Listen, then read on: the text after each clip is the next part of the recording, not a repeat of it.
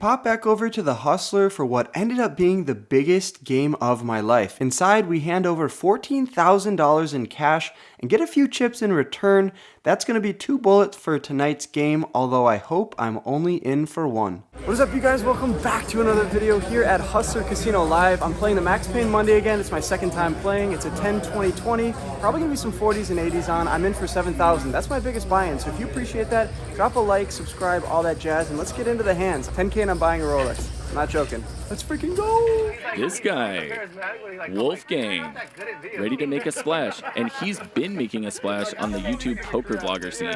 First hand of the night we find ourselves in. I look down at ace deuce of hearts from the button.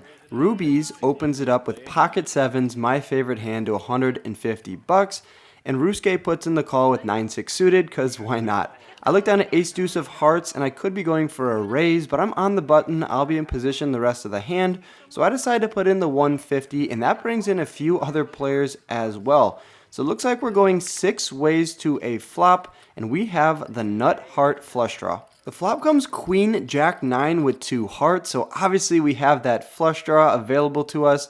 It looks like nobody else really has too much going on. Liquid Steve has jack 10 for a pair and a straight draw, and DK has just top pair with a really bad kicker. Liquid Steve finds out where he's at and bets out for $260, and the action's on DK. Now, if you guys haven't watched this stream before, DK is a legend at Hustler Live, and you're going to find out exactly why. He has queen 3 offsuit. 10% chance to win this hand, but don't tell him that. He's all in. Yes, 2,600, and the action's back over to me. Obviously, I'd be calling that 260 from Steve. I'd probably even be calling like a $700 or $800 raise if DK decided to do it. When he rips it all in for 2,600, alarm bells going off in my head. What does he have here? Does he have like queen jack, jack 9, maybe a set? At the same time though, my ace high flush draw could crack all of those hands provided the board doesn't pair. Given the fact this is the first hand of the night, I'm not trying to get stacked on the first hand. What is going on? Do you want to gamble? Do the viewers want to gamble? I think the viewers want you to gamble, Wolfgang. But you heard the announcer. My fans want to see me put in the money. So in the end, that's what I decide to do. I put in the $2,600, and Liquid Steve smartly gets out of the way. That means we're going heads up to a turn and river. Turn comes the 5 of hearts. Bang! We turn the nut flush. Dream card for us. Come on, dealer. Don't pair the board on the river.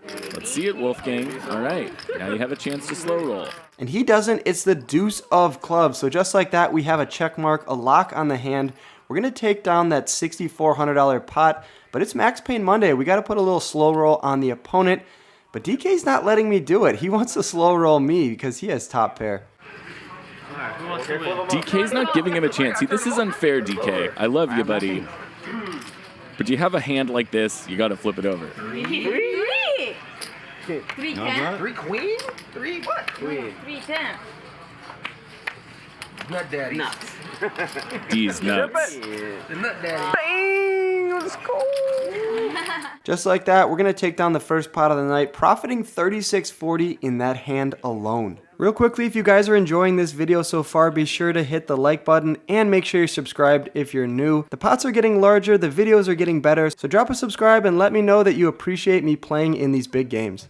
Next hand of the night, Liquid Steve opens it up to $150 from the +1 position. DK puts in the call with 8-6 offsuit, and the action's back on me in the big blind. We're not playing for 150. We're going to 3-bet them all the way up to 600. Probably could be going even a little bit larger, like 800. But is $600 going to scare away both opponents? Nope. Steve gets out of the way, which is unfortunate, but DK puts in the call. So just like that, we're going heads up with a terrible hand, 8-6 offsuit, and there's $1,400 in the middle. And the flop comes jack 7-7 with 2 diamonds. I obviously have the nut flush draw again. Ace king of diamonds is pretty sweet on this board, and he doesn't really have too much.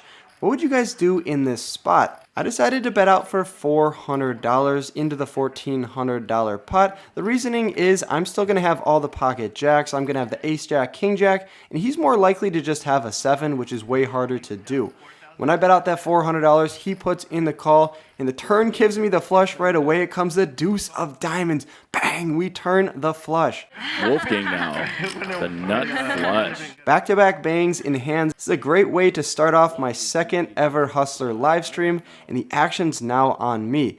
When he calls me on the flop, it's likely he has one of three types of hands. He could have a flush draw, although it's hard because I have two in my hand.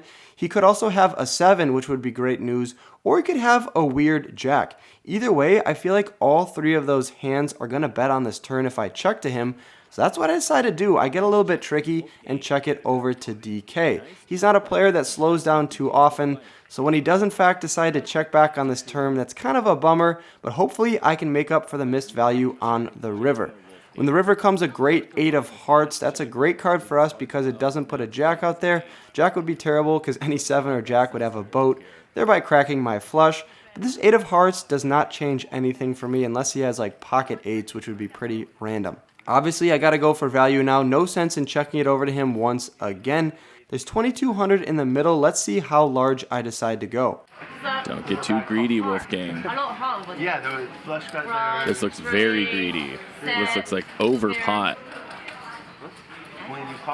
It is over pot. 3,000. That's right. I decide on a $3,000 over bet, and my logic is when I check the turn, it's unlikely I'm going to have too many flushes. So this bet on the river is really polarizing. I'm trying to get him to be in a spot like exactly he's in, 8-6 offsuit for having one pair. I'm going to have a lot of ace-king offsuits and ace-king suiteds that aren't diamonds that are going to be doing this. Also going to have some king-queen suiteds. So yeah, his 8-6 is actually a bluff catcher, and so when I bet really large, I'm basically saying I either have a very strong hand like pocket jacks or ace-7 or a nut flush, or I have nothing for just missed 2 overcards.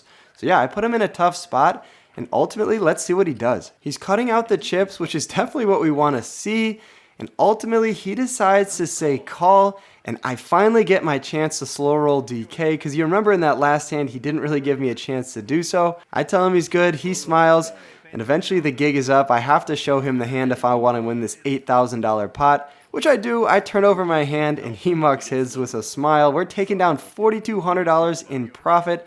Just like that, our chip stack is up to $13,000. Let's freaking go. Moving right along to the next one, we find ourselves in a multi-way pot. I'm in the big blind with Jack 9 of clubs. I complete for an additional $20, and that's going to take us to a flop. And the flop comes 9-9-3. Bang! We flop 3 of a kind. Back to back bangs in this session. Absolutely unreal sun run so far. And I decided to start with a check. And the action checks all the way around, bringing in the 10 of clubs on the turn. DGF checks it over to me, and now it's an interesting spot. I obviously have 3 of a kind, so I want to get some more money in the middle. There's some straight draws, some flush draws out there, so I think I like a bet. 260 in the middle, and I decide to bet out for $120. Sashimi, my buddy on my left, she doesn't take too long before raising me up to $300. Yes, my check on the flop made her think that our 10-6 offsuit for just a pair of 10s is going to be good in this spot, so when she raises me up to $300, actually DK decides to call as well. You can see he has a straight draw and a flush draw, and when DJF gets out of the way, the action's back over to me. Have my hand on my chin. I'm thinking about my options. Yes, I do in fact have a flush draw to go well with it, so DK is pretty much dead in the dirt. Same with Sashimi. I have a lock on this hand, but I don't exactly know that in the moment because I can't see their cards. So for that reason, I decided to 3-bet them up to $1,100. My logic is here, not many people are going to be folding draws like Jack Queen, or if they have the nut club draw, they're not going to be folding that as well. So I might as well pump it up and try to get maximum value. My Jack 9 is a little bit vulnerable. I am beating some pair plus flush draws, but yeah, $1,100 seems like a good bet to make. The action's back over to DK. Now, did you think DK was ever going to fold this turn with a gut shot and a flush draw? Absolutely not. He thinks a club or a 7 helps him. In reality, only a 7. And he puts in the additional $800, bringing us to a river, which comes the best card in the deck, the 4 of clubs. Oh, no. This one's going on Wolfgang's vlog. I say that seeing his exact hand. Obviously, if he has the ace or king high flush draw, that is a terrible card. But given the fact that he called on a draw and now got there on the river, your boy Wolfgang's probably going to win another large pot in this spot. There's $2,700 out there in the middle of the pot, and DK has around $2,300 left in his stack. So even though I'm thinking about my options here, I'm really only going to shove all in. That's what I do with some of my bluffs. That's what I do with my random 9s that don't have a flush as well. So I got to put it all in and get maximum value for DK. When I go all in, he snap calls me. He doesn't even think about it. It makes sense given his hand. And just like this, another chance to slow roll DK incoming.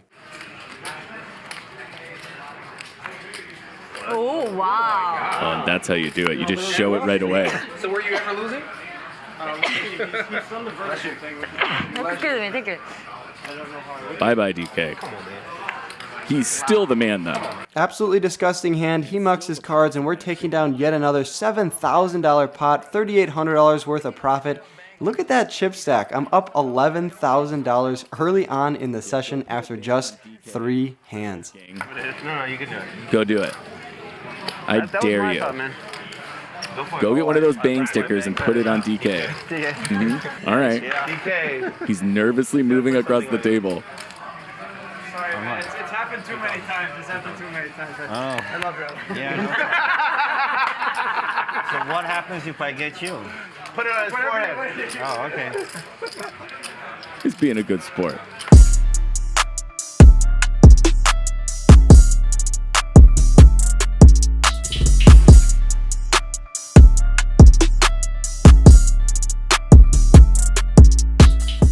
Next hand, you see DK raise it up with 7-6 suited from the +2 position. DJAF puts in the call with 8-6 suited, and the action's on me in the small blind with King-Queen suited. Pretty great spot for me. I probably should be going for a re-raise around $1,100 or $1,200, and that's what I decided to do. Good job, Wolfgang. $1,200 is a 3-bet, and the action's back over to DK. Now, he didn't raise it up to $320 just to fold to my re-raise, did he? Absolutely not. He gets it all in for $2,000, which pushes DGAF out of the way, although he looks like he's in an absolutely brutal spot. Little does the table know he has a suited 1-gapper. When DK rips it all in for 2K, I put in the call with King-Queen suited. I'm going nowhere. I've been beating down DK. The least I can do is give him some action. If I'm behind, I'm behind. But you guys can see the cards. I'm definitely not behind. I'm 2-1 to win this hand. Off to a run out, which gives him 2 pair, but gives me a flush draw. What a board, Hustler Live. Top 2 for DK and a flush draw for me. Now you can see my 2-1 advantage is basically 50-50. DK stands up, which is pretty funny given his exact hand. The turn card comes a 7, giving him a boat, so any club on the river will not improve me in the slightest. And just like that, Hustler Live has some tricks up their sleeve. They want to give me maximum pain because the river comes another club. It's the Jack of Clubs, giving me what I think is the best hand. In my head, I'm like, how am I getting so lucky on this stream? You can see I showed DGAF on my right that I actually made another flush. He's laughing under his breath. Little do I know that DK has the boat. So yeah, this slow roll is not gonna work. Come on, some people are stuck here, right, TGF? And look at Wolfgang's face.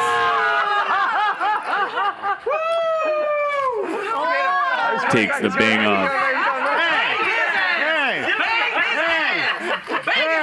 There we go. DK has been picturing doing that for probably the last few minutes. Just imagining that. That was poetic. I'm gonna slap that shit on his forehead. And just like that, DK beats me in a hand, and what does that mean? He takes off my hat and gives me back that bang sticker. It's a fun little game we're playing here at Hustler Live. I'm throwing those stickers around, and when I lose the pot, I gotta be cool enough to take it on the chin, or the forehead in this case. This next hand is the hand of the night. Not only that, the table talk beforehand is legendary. Ruske hasn't been playing many hands. He's the 7 deuce master in the high stakes games, so I gotta needle him. I tell him welcome to the game. Hey, welcome to the game. But I better be careful what I do because we're going to play a big one here with Ruske. Right after that, DJF asked me what's the biggest pot I've ever played, and it's definitely one of the ones I've played tonight, so that's pretty cool. But he lets me know with my stack size now at around 16,000, I could definitely play another huge one. Might have been a little bit of foreshadowing. Ruske raises it up with pocket 5s to $120. DJF puts in the call for 120, and I look down at the bullets. Okay, DJF, I'm going to play the biggest pot of my life. Let's go. 32K coming my way. Let's get me a rollie. I put in that 3-bet to $500, and I probably could be going even a little bit larger, even though it's crazy to say going more than a 4X would be pretty absurd. When I put in that 3-bet to 500, Ruske does not get out of the way. He puts in the call with his pocket 5s. He's trying to set mine, And that gets DJF out of the way. We're off heads up to a flop. When the flop comes 6-3 deuce, it's a board that's going to connect a lot better with the hijack Ruske than it will myself. I'm going to have a lot of missed hands like ace king, king queen. I'm also going to have some random hands like ace 5. But then again, I'm also going to have a lot of the pocket pairs. He's still going to have all the sets. Deuces, 3s, and 6s are not going to be in my range.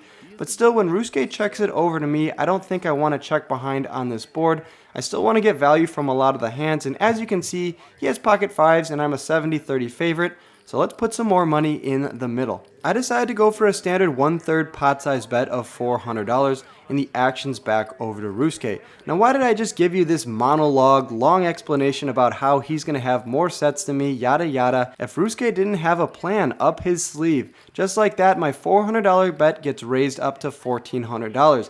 Because at the end of the day, Ruske is a good player. He knows this. He knows he has all the sets. He has all the straights here like 4-5. I'm definitely not going to be making it 500 pre with that. Unless maybe I was on a live stream game, so I guess this is the only spot I could probably have 4 or 5 suited. Still, when he raises it up to $1,400, it's definitely a weird spot. I don't have the ace of hearts in my hand, so he could be doing this with a flush draw. So $1,400 is definitely not going to get a fold out of me. I put in the call, and let's see what the turn card brings in. The turn now comes the Queen of Diamonds, which is actually a great card for my range. I'm going to have the set of queens, I'm going to have ace queen and king queen, and Ruske also definitely knows this. He decides to slow down and check it over to me, and now I'm in the tank. It's definitely a weird spot because I got check raised on the flop. He's going to have a lot of draws, he's also going to have a lot of sets, and he check it over to me knowing the queen connects with my range pretty heavy. I go into the tank for a while here debating my two options of checking and betting. If I'm betting, I'm probably going to go large around 2,500, setting up a river jam. 2,500 would basically put 9K in the middle if he called, and he'd have another 5K behind. He basically couldn't fold to any river. I kind of like that option. The other option is checking behind, and the reason to do that would be if I think he's trapping. Like if he has a hand like 4-5, if he has a set of deuces, 3s, or 6s, he definitely could be trapping. Or if he had a weird hand like deuce 3 or 6-3, which it's a live stream, you never know what he can have. If he's playing 7 deuce, he's definitely playing those other random hands. So in the end, I decide to check behind, see a clean river card, and then call off some bluffs. For instance, if I just bet here, he's going to call with his heart draws, check it over to me, and then fold the river. If I check behind here, all of his missed heart draws are probably going to bomb the river for a large sizing, and I'll make up all that missed value on the river. That's what I decided to do. I check behind, and let's see what the river card brings in. Absolute disaster. The river card comes the 4 of clubs. It gives him a straight. I don't know this in the moment, but how does pocket 5s get so lucky? It's going to be a huge pot. And I say that because Ruske decides to rip his entire stack in for 74.60, and the action's on me. Wow. How much is it, Sim? How that river changed everything. Now, for those of you that can see the cards, which is, absolutely every one of you, this is an easy fold, right? He's ripping it in for 74.60. He must have a good hand when he plays like this. Well, actually, he could be doing this with all those missed flush draws that I mentioned on the flop. So yeah, just because I have pocket aces, I actually do have a great bluff catcher. I don't have the ace of hearts, so all of the ace-high flush draw combos are going to be probably doing this as well. He's also been present in the conversation and knows that this is going to be the biggest pot of my life, so maybe he thinks by putting me in a very tough spot for a lot of money, it's going to get me to fold the best hand. So when it's all said and done, I didn't come on Hustler Live to fold pocket aces. Not trying to make a nitty play, and even though it's wrong in the moment, I think maybe I could have played it a little bit better on the turn, and I decide to put in the call, trying to pick off a lot of his bluffs. Ruske obviously turns over what is the best hand. He has a check mark in this hand, and just like that, I play the biggest pot of my life, 16.6K going the opponent's way. But he's a great guy, and at the end of the day, you can look at my chip stack. I'm only down $600 because of the heater I went on early. Pretty big bummer that the 4 from space came on the river. Otherwise, I would have won another decently large pot. And to make matters worse, you remember, we're playing the bang game. So yeah, Ruske acquires a bang sticker from across the table, and I gotta be a good sport and take this. I just lost the biggest pot of my life. My chip stack is decimated, and what's this? I'm getting a sticker on the face. Don't come on Hustler Live if you can't take a beat. Bang. Bang, bang, bang.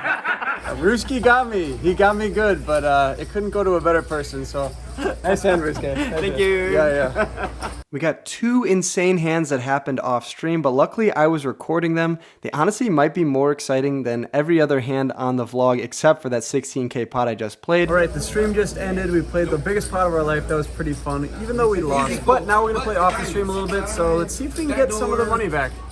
Let's go! First hand, I look down at pocket jacks. Early position raises it up to $300 and the cutoff puts in the call. Now to set the tone, the player in the cutoff just came to the table. You can see by his chip stack that he's definitely a fun player. He was drinking and having a fun time at the 5-10 game out on the main floor the whole time we were playing on the live stream, just waiting to get in onto the action. Now he definitely didn't watch Daniel Negreanu's masterclass. He's loosey-goosey eating a sandwich and he puts in the call for $300. I look down at pocket jacks, and the reason why I say all this is because I'm obviously coming in for the 3-bet to $1,100. Early position gets out of the way, which is great to get through the initial raiser, and now the cutoff rips his entire stack in for $5,000. Now against any other normal opponent, I'd probably get into a weird leveling spot here where I think they'd have pocket queens, pocket kings, ace king, but against a drunk opponent, you can't be folding pocket jacks. He could have any two cards. So I put in the chips in the middle, and just like that, we're going to play a $10,000 pot. One time. The dealer asks once or twice, and the cutoff snap says once. The flop comes 3-deuce-3, which seems pretty harmless. The turn comes the ace of diamonds, which isn't exactly the best card, and the river card comes the 10 of clubs. Sashimi on my left yells out she had a 3, which is great news for us. The opponent asks though if I have aces full, which is definitely concerning. He turns over a hand 4-3 offsuit. Disgusting. How does he have that? Well, obviously I want him to have it, but how does a flop comes 3-deuce-3 considering Sashimi had a 3 in her hand? I have 3 too. I get that, right? Yep. Thank you. Oh my. Nice time. Great play, man. To make matters worse, you can hear him say, I get that right, referring to my entire chip stack. He just got to the table, felts me with 4-3 offsuit when the flop comes 3-deuce-3, and then needles me by saying, I get that right. Oh man, I don't get on tilt too often, but that's a pretty weird thing to say, and you better believe I have some evil intentions in the next hand. Pretty funny, you can hear DJF at the end say, great play, man. I'm not sure if that was sarcastic. I'm going to keep my own opinion about that. I go into my bag and pull out that second bullet, $6,000 more coming onto the table. The button raises it up to $150. That's our buddy from the last hand, although I'm not sure he's my buddy. DJF puts in the call, and I look down at pocket sixes from the big blind, and I put in the call as well. Looking to spike a 6 on the flop, which comes ace 10-6, bang, we flop bottom set. Although it is monotone, so we have to proceed with some caution.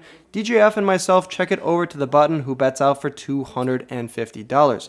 DGF puts in the call, and now I'm going for the check Rizzy all the way up to $1,100. My logic is it's pretty hard for anyone to have a flush, although if anyone's going to have one, it's definitely the button, right? Because he's playing 4-3 all suit and all that other garbage, so he could definitely have 2 diamonds in his hand. At the same time, I'm just trying to get my money back and trying to get it in now. If he has a flush, I can definitely improve on the turn of the river with a board pairing card. He's feeling pretty good. I'm not sure if it's my chips or all the drinks that he's having. He puts in all of his chips for $6,000. Now, normally I would think a few seconds before playing a $13,000 pot, but I'm down in the session. I have bottom set, so I snap call. The fastest call of my life, and it's for one of the biggest pots I've ever played in my life. Back to back to back insane hands. How many times? He's dead. Do it once or twice. Once or twice. Yeah. What do you want to do? Whatever you want to do. Let's go twice. And now the opponent wants to play more than once. He asks me once or twice, and I have pocket sixes, and just in case he has a flush, I decide to run it twice. I know it's Max Payne Monday. I know he just needled me and got on my nerves in that last hand. I probably should just run it once and just felt him. But you know, when it comes with the territory, I'm playing the largest pots of my life. You guys got to give me a break. I wanted to leave this stream with some money in my pocket. I wanted to run it twice, and that's what Magic the Dealer is going to do. The first board comes the King of Spades, followed by the Deuce of Hearts. So up against no flush, we're doing pretty good. Next board comes the Deuce of Diamonds, and he has the flush. But the river comes the 10 of Spades. Bang! Giving me the boat. Does that mean we're scooping both boards? Absolutely. Retribution coming my way. The opponent is going to go down in flames, and now I'm stoked I ran it twice because it's a little bit of a needle. His 2 pair on one and the nut flush on another, but guess what, buddy? All those chips coming back my way plus some, and he doesn't look too stoked. 13K pot being shipped my way, and we're 1 for 1 against the opponent, and getting all those chips back never felt so great. Our flight back to Chicago is in 2 hours, so for that reason, I rack up my chips and head over to the cage. Feels pretty great to get all those chips back. and exchanging them for some cold hard cash. Alright, that wraps up the biggest session we've ever played. We played a $16,000 pot against Ruske, what a nice guy. And then we ended up playing 2 hands off stream, both $10,000 each. I won one and I lost one, but the one that I lost, I was actually like an 80% favorite in, so I could have been up huge. In the end though, we got out for $10,740, so we ended up losing $22.60. But overall, this entire weekend, we made a bunch of money, so that's good. And it was definitely a cool experience, and I'm gonna wanna come back a bunch to Hustler Live after that cool experience. Shout out to everyone that I met. If you guys are new, drop a subscribe. Good luck on the felt as always, and I'll catch you guys in the next video. Woo. Thanks for watching to the end of my video. Click my head below to subscribe and stay in the loop. See you next time.